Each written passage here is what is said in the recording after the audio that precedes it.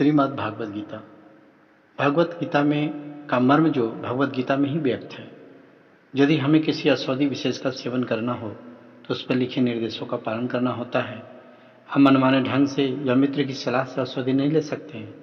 इसका सेवन लिखे हुए निर्देशों के अनुसार या चिकित्सक के निर्देशानुसार करना होता है। इसी प्रकार भगवत गीता को इसके वक्ता द्वारा दिए गए निर्देशानुसार की ग्रहण करके स्वीकार करना चाहिए। भगवत गीता के वक्ता भगवान श्री कृष्ण हैं और भगवत गीता के प्रत्येक पृष्ठ उनका उल्लेख भगवान के रूप में हुआ है। निस्संदेह भगवान शब्द कभी कभी किसी भी अत्यंत शक्तिशाली व्यक्ति और किसी शक्तिशाली देवता के लिए प्रयुक्त होता है।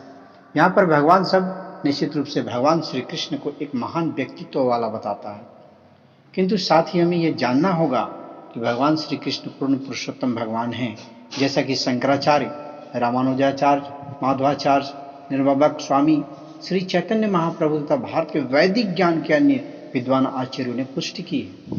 भगवान ने स्वयं भगवत गीता में अपने को परम पुरुषोत्तम भगवान कहा है और ब्रह्म संहिता में तथा अन्य पुराणों में, विशेषतया श्रीमद् भागवतम में जो भागवत पुराण के नाम से विख्यात है, वो इसी प्रकार से स्वीकार किए गए हैं।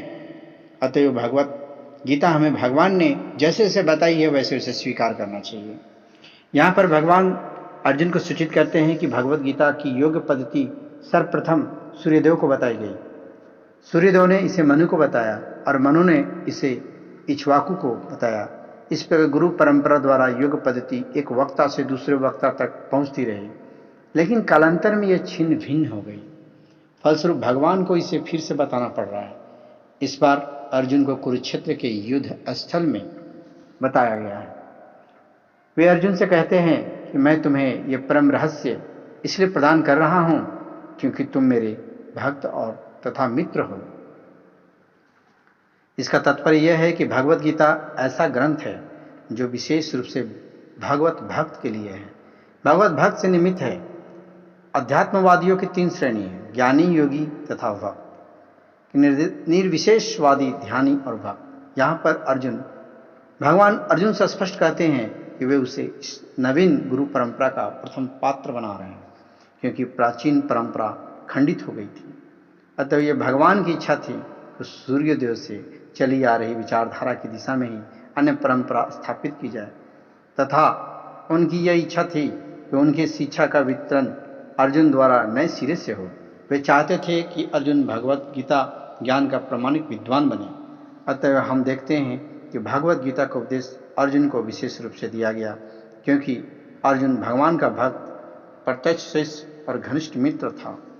अतः जिस व्यक्ति में अर्जुन जैसे गुण पाए जाते हैं वो भगवत गीता को अच्छी तरह समझ सकता है। कहने का तात्पर्य है कि भक्त को भगवान से प्रत्यक्ष रूप से संबंधित होना चाहिए। जो ही कोई भगवान का भक्त बन जाता है तो ही उसका सीधा संबंध भगवान से हो जाता है। और यह एक अत्यंत विषय है, लेकिन संक्षेप में बताया जा सकता है कि भक्त तथा भगवान के मध्य 5 प्रकार का संबंध हो सकता है।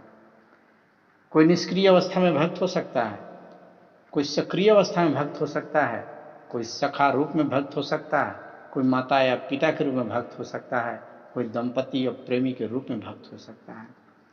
अर्जुन का कृष्ण से संबंध सखा रूप में था।